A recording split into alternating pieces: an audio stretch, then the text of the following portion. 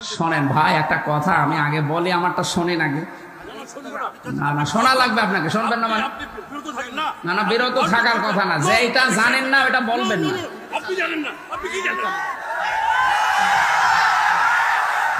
আমি তো এই যে কোরআন আমার সামনে, ওনাকে ইনসাল্ট করা, ছোট করা জীবনও না। সেদিনও আমি ওনাকে বলেছিলাম যে আপনি আয়াতটা শেষ করে নেবেন। চুপ করেন। ওনাকে আমি আল্লাহর জন্য ভালোবাসি।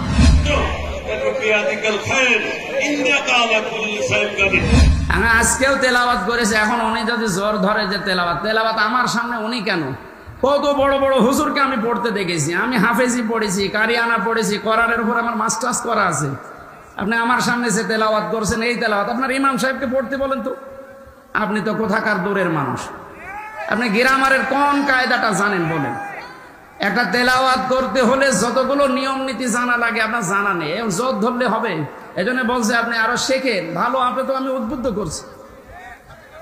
আশ্চর্য ভাই, উনি সম্মানিত মানুষ, ওনার সম্মান আছে এই সমাজে, ওনার অনেক সম্মান আল্লাহ দিয়েছেন। কথা বলবেন না ভাই, যা হয়ে গেছে 5 to 5 অতীত হয়ে গেছে, ওটা আর বলার দরকার নেই, সব বাদ।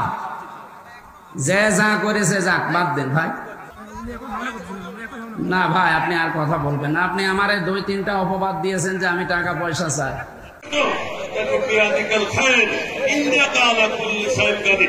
শব্দটা ঠিক করে নেবেন।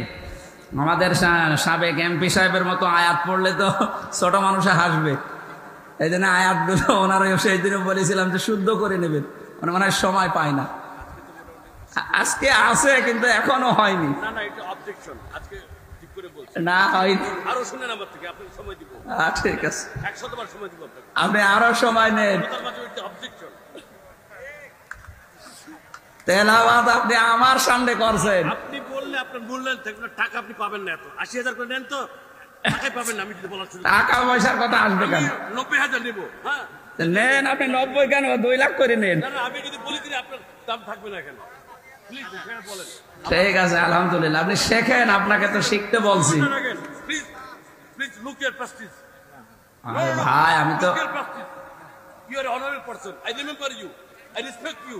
না সরেন, for your speech. আমাকে বলতে দেন। Deliver the speech for your safety.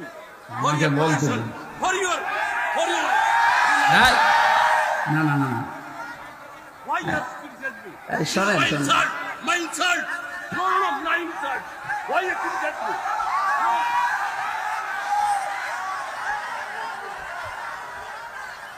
এই শোনেন ভাই, একটা কথা আমি আগে বলি, আমারটা শোনেন আগে। না না, শোনা লাগবে আপনাকে, শুনবেন না মানে? না না, বিরত থাকার কথা না, যে এটা জানেন না ওটা বলবেন না। আপনি জানেন না, আপনি কি জানেন?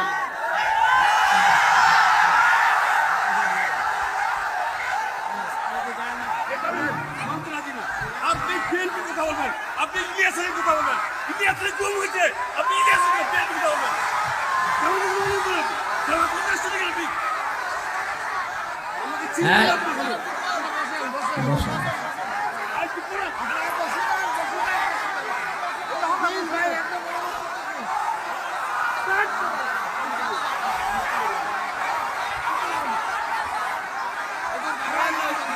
আরে ভাই, উনি তো ওনার পজিশনই নষ্ট করে দিল।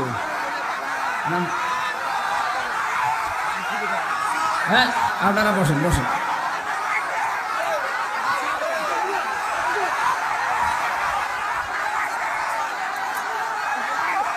বসেন।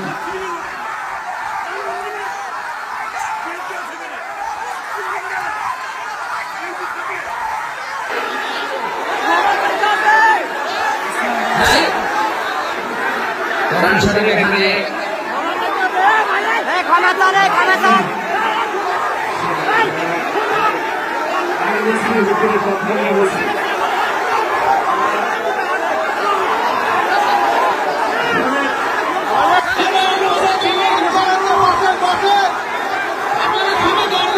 কি আসছে?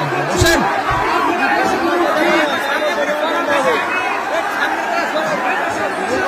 হুজুরের সাথে খারাপ ব্যবহার কারণে জনগণ খেপে গিয়েছে। দেখুন, হুজুরের সাথে হুজুরকে বলে নাকি হুজুর কিছু জানে না। হুজুর তার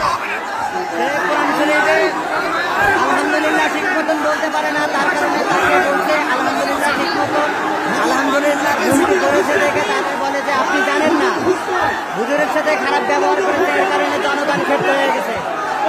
বসেন বসেন উনাকে মাপ চাইতে হবে, উনাকে মাপ চাইতে হবে।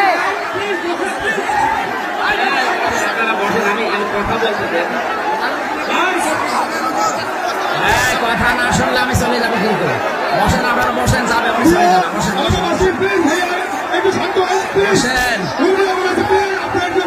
হ্যাঁ ভাই, হ্যাঁ ভাই, মাপ চান। হ্যাঁ ভাই, হ্যাঁ ভাই, হ্যাঁ ভাই। এইদিকে তারা মাপ চাইতে হবে। আমি চলে গেলাম। আসতে উনাকে দিয়ে মাপ চান, মাপ চান না। উনারে দিয়ে মাপ চান। মাপ না চাইলে ক্ষমা নাই। এই বিপদন কোরআন কোরআন করতে পারে না।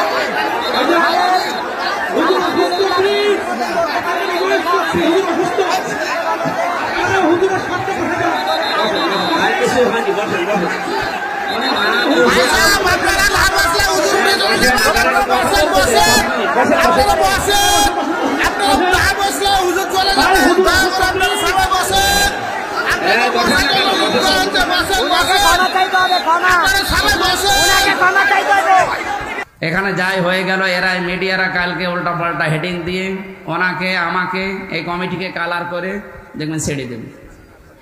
এটা যদি কেউ করেন কালকে থেকে আপনার এই চ্যানেল কিন্তু বাতিল হয়ে যাবে। এখানে কি হয়েছে না বুঝে একটা কথা বলে ফেলেছে। আমি তো এই যে করান আমার সামনে ওনাকে ইনসাল্ট করা, ছোট করা জীবনও না। সেদিনও আমি ওনাকে বলেছিলাম যে আপনি আয়াতটা শেষ করে নেবেন। চুপ করেন। ওনাকে আমি আল্লাহর জন্য ভালোবাসি।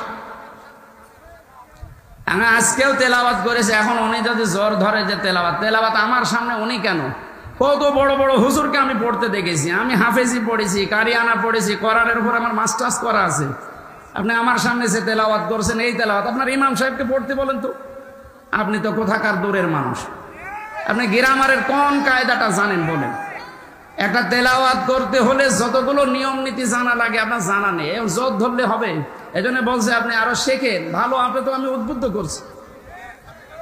আশ্চর্য ভাই, উনি সম্মানিত মানুষ, ওনার সম্মান আছে এই সমাজে। ওনার অনেক সম্মান আল্লাহ দিয়েছেন। কথা বলবেন না ভাই।